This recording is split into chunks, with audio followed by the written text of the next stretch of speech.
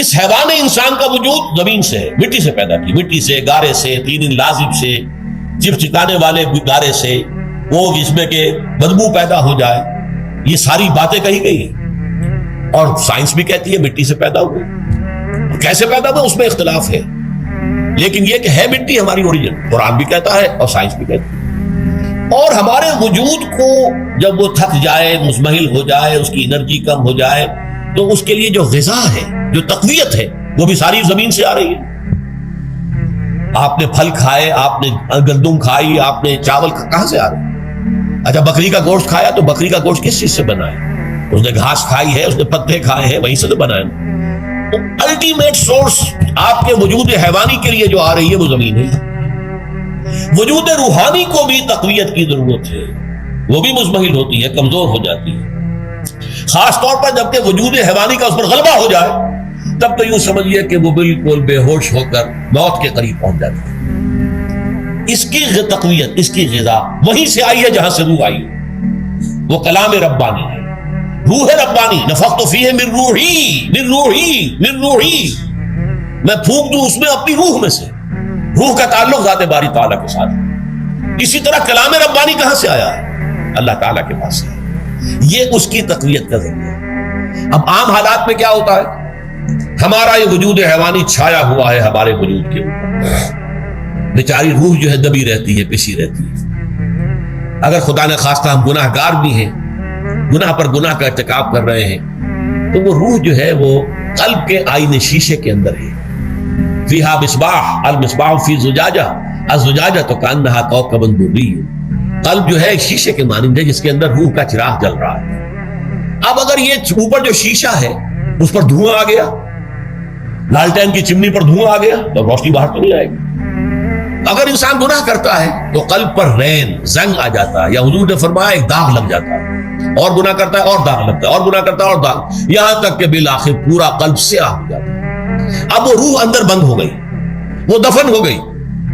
اس کے لیے اب ضروری ہے کہ اب ایک پروگرام ایسا دیا جائے جو ریورس ہو جائے۔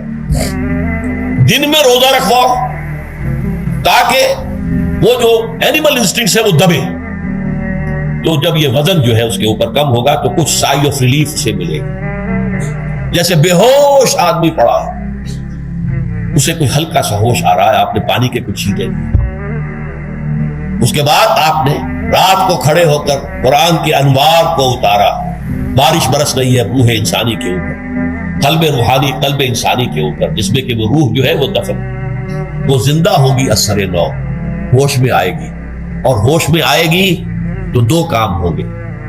ایک تو اسے قرآن کی عظمت کا احساس ہوگا، یہ قرآن میری حیات تازہ کا ذریعہ بنا ہے، میں دب گئی تھی، میں پس گئی تھی، میں بے ہوش تھی، میں نیم مردہ تھی، اس قرآن کی بارش نے، یہ ترشح جو ہوا ہے مجھ پر، اس نے مجھے حیات تازہ عطا فرمائی۔ یہ جو قدر کا احساس ہوگا قرآن کا، لعلکم تشکرون، تاکہ تم قرآن کی عظمت سے واقف ہو۔ ایک انسان بھوک کی وجہ سے اس کا شوگر لیول اتنا گر گیا کہ بے ہوش پڑا ہوا، اب ظاہر بات ہے کہ آپ اسے کچھ پانی کے چھینٹے دیں گے تو کچھ ہوش میں آئے گا، پھر غذا دیں گے تو وہ پوری توانائی پر آئے گا، تو معلوم ہوگا اسے اس غذا کی کیا قدر و قیمت ہے۔ اگر آپ کو بھوک ہی نہیں لگتی تو غذا بے معنی ہے، پیاس ہی نہ لگے تو آپ کو کیا معلوم کہ اس پانی کے اندر کتنی بڑی عظمت ہے، یہ میرے لیے کتنا بڑا انعام و احسان ہے اللہ کا۔ وہ تو پیاس پر جان پر بنی ہوئی ہو، اور پیاس اس وقت آپ کو ایک گھونٹ پانی کوئی دے دے تو آپ کو معلوم ہوگا دنیا و مافیا سے بڑھ کر ہے یہ ایک گھونٹ پانی جو مجھے ملا۔ اسی طرح جب روح دبی ہوئی تھی حیوانی وجود کے بوجھ تلے، جبکہ وہ نیم خوابیدہ یا نیم بے ہوش یا بالکل بے ہوش تھی، تو دن میں تو روزہ رکھ کر اس پر سے حیوانی وجود کا وزن کم کیا گیا، اسے ایک ریلیف ملی۔ رات کو قرآن مجید کے انوار و برکات اس میں جذب کیے گئے تو اس کو پوری توانائی حاصل ہوئی۔ اس پوری توانائی کا پہلا نتیجہ تشکر، قرآن کا شکر، الحمدللہ الذی انزل علی عبدہ الکتاب ولم یجعل لہ عوجا۔ پھر وہ قلب کی گہرائیوں سے نکلے گا، سارا شکر اس اللہ کے لیے جس نے اپنے بندے پر صلی اللہ علیہ وسلم کتاب نازل کی، اور اس میں کوئی کجی نہیں رکھی، کسی طرح کی ایش پیش نہیں۔ یا تبارک الذی نزل الفرقان علی عبدہ لیکون للعالمین نصیرا، بڑی بابرکت ہے وہ ذات جس نے اپنے بندے پر فرقان نازل فرمایا۔ تاکہ وہ تمام جہان والوں کے لیے نذیر اور خبردار کرنے والا بن جائے۔ یہ قرآن کی عظمت کا احساس، اور ظاہر بات ہے جس قدر کسی نعمت کی قدر و قیمت کا احساس ہوگا اسی قدر تو آپ شکر ادا کریں گے۔ اگر آپ نے کسی بچے کے ہاتھ پر ہیرا رکھ دیا، اسے کیا پتا یہ ہیرا کس بلا کا نام ہوتا ہے، وہ سمجھے گا کانچ کا ٹکڑا ہے۔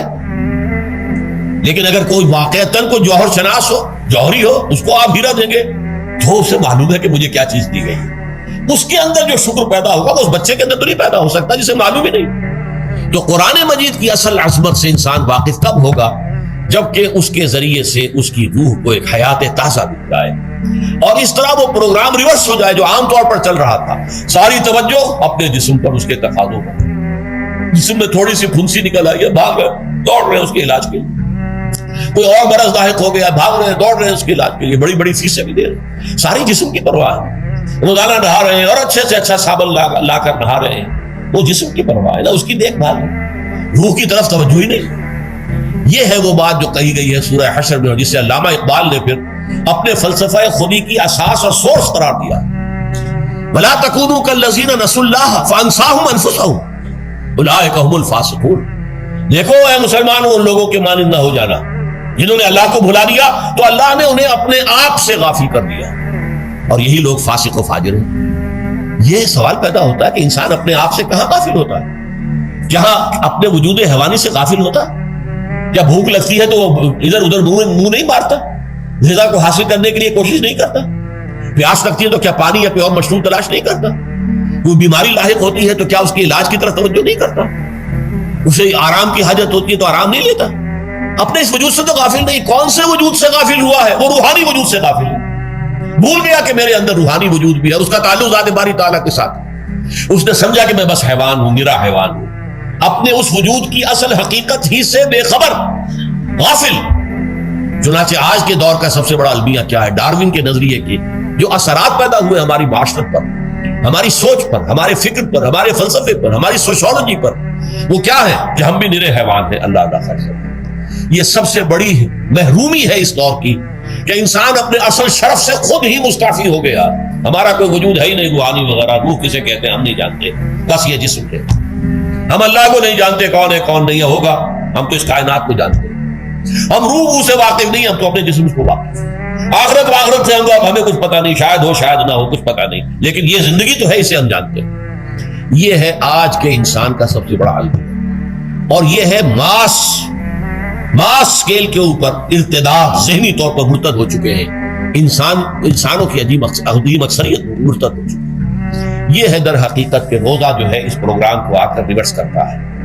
دن میں کھانے پینے، جنسی تقاضے پر پابندی، وہ وجود حیوانی کا وزن کچھ کم، روح جو دبی ہوئی تھی یا سسک رہی تھی یا بے ہوش تھی یا نیم بردہ تھی، اسے کچھ ریلیف ملا۔ اب اس کے اوپر قرآن مجید کے تیرے ضمیر پہ جب تک نہ ہو نزول کتاب، گرہ کشاہ نہ راضی نہ صاحب کشاف، ہمارے دلوں کے اوپر بارش ہو رہی ہے انوار قرآنی کی۔